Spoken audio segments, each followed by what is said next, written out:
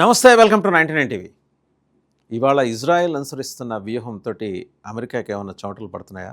ఎందుకంటే greater Israel concept తోటి Israel తన సామ్రాజ్య విస్తరణ వాదాన్ని ప్రాక్టికల్గా నిరూపిస్తూ రావటం అనేది అమెరికా కంగు తినే విషయమే. అంటే ఇది ఒక అంతర్జాతీయ మీడియా చేస్తున్న విశ్లేషణ.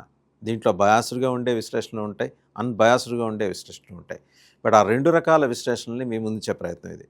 ఎందుకంటే ఒక అంచనా ఏంటంటే బైబిల్లో పేర్కొన్న గ్రేటర్ ఇజ్రాయెల్, దేవుడు చెప్పిన భూమి, ఆ భూమి అంతా తిరిగి తన ఆధీనంలోకి తెచ్చుకోవాలి. సో ఆధీనంలోకి తెచ్చుకోవటం కోసం ఈరోజు ఇరాన్ యుద్ధాన్ని ఇజ్రాయెల్ చాలా సమర్థవంతంగా తనకు అనుకూలంగా మలుచుకుందనే వాదనలు వినిపిస్తున్నాయి. వెరీ ట్రూ అయి ఉండొచ్చు. ఎందుకంటే తనకు అప్పచెప్పిన టాస్క్ మిషన్ కంప్లీట్ అయిపోయిన తర్వాత ఏది ఇరాన్ సుప్రీమోని చంపాలి అనేది ఆ నిర్ణయం జరిగి అది అమలైన తర్వాత చూస్తే కనుక సో ఇజ్రాయెల్ ఇప్పుడు ప్రస్తుతం వేరే మిషన్ మీద ఉంది. లెబనాన్లో ఉన్న హెజ్బుల్లా ఉగ్రవాదుల్ని అణిచివేయటం, వాళ్ళ కమాండర్ని చంపేసింది ఆల్రెడీ. బహుశా ఇరాన్ యుద్ధానికి ట్రంప్ విధించిన గడువు 4 వారాలు. అది పూర్తయ్యే లోపల సగం లెబనాన్ని ఇజ్రాయెల్ ఆక్రమించేయచ్చు. దాని మీద ఆధిపత్యం సంపాదించచ్చు. ఆక్రమణ అనే పేరు కాకపోయినా ఆధిపత్యం సంపాదించేయచ్చు. అలాగే ఇజ్రాయెల్ మనసులో ఉన్నదేంటి? సిరియా, టర్కీ భూభాగంలో కొంత, ఈజిప్ట్లో కొంత, అది కొంచెం ఇంకా కిందకు విస్తరిస్తే సౌదీ దాకా.